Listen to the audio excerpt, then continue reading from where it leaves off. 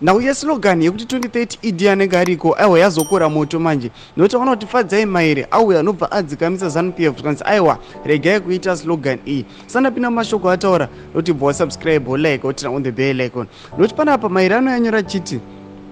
Dear Nick Mangwana, if your principal planning on violating the constitution to extend his term beyond 2030, why is he seen in the video endorsing a slogan that means he's acting in defiance of the constitutions? We need new leaders. Noda kuti panapa anoposta picture idi Mnangagwa aiwa ari